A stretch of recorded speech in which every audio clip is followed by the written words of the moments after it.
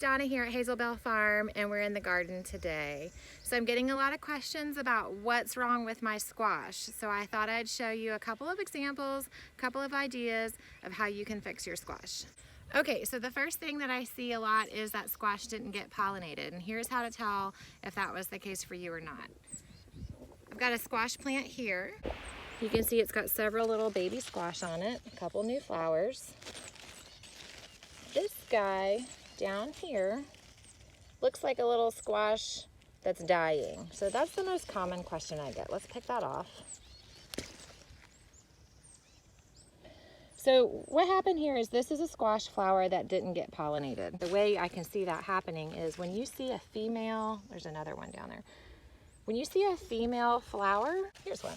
This is a female squash flower.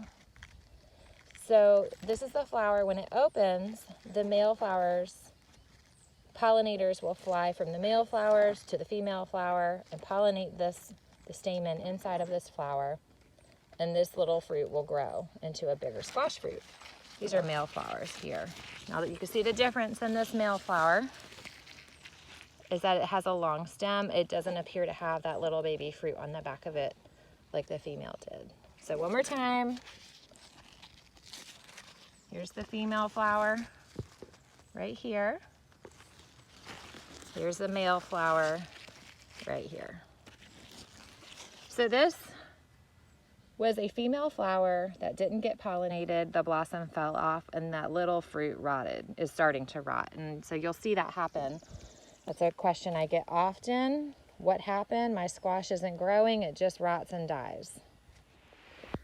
Now another possibility is blossom end rot, and I'll show you the difference in getting those baby squashes that never got pollinated as opposed to blossom end rot. So those are going to be a little bit bigger when they start to rot, and I'll show you an example of that. So you can see this is a nice big healthy squash plant.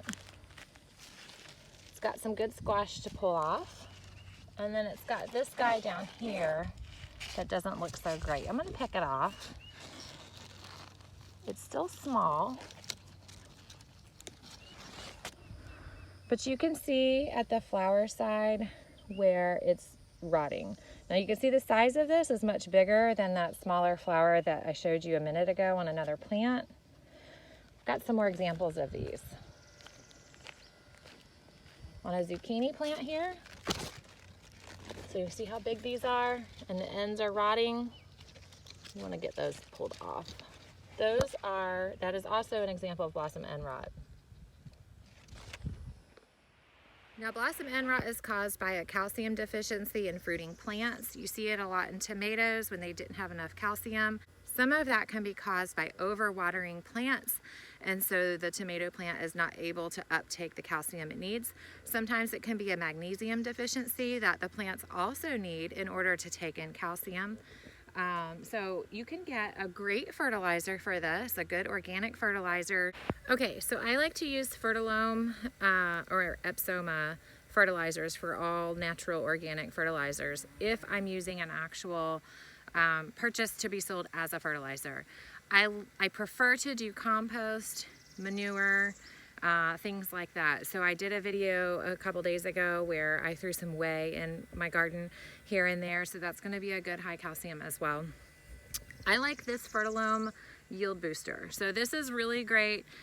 It's sold for tomatoes, so it's an extra calcium boost, and then it also should help the plant take up the calcium that it has access to. I also like to use any plain, like generic, Dollar General works great, Epsom salt. I like to just throw that on the ground. You can mix that with water and pour it in for a faster absorption. I usually just throw a few granules on the ground and let it water in with either watering or rain. And so together those things are going to help. So let's go ahead and mix some of this up. This is 2 tablespoons per gallon of water. I'll probably do 2 gallons of water and 4 tablespoons. And I'm just going to go ahead and water the squash and zucchini in our garden. All right, this is a 2-gallon bucket. It's almost half full. It's a clear liquid. It's a little bit cloudy looking, that calcium boost, that yield boost, but when you add water, it kind of clears up.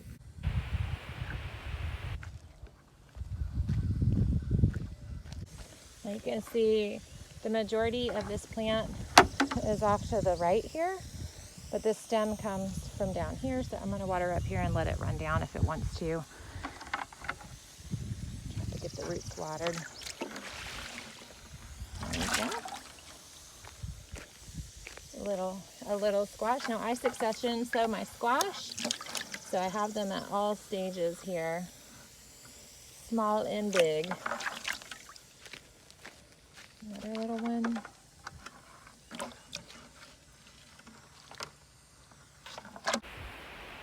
So that's my big squash tip for today. Another thing you can do, I'm going to turn this water off. Another thing you can do is there's a good liquid phosphorus that squash need, and you can add that. It seems to help with the squash bugs a little bit inexplicably. I haven't used it this year. I haven't bought any, but I haven't had a big problem with the squash bugs, and I think that's just because I have a new garden. I mean, there are some, but nothing like I normally face. I bet I'll have a problem next year. Picking a few squash. All right, well that's it. Thanks for joining me today. I hope you learned something. Share with your friends. Let me know if you have any other questions about squash. Bye.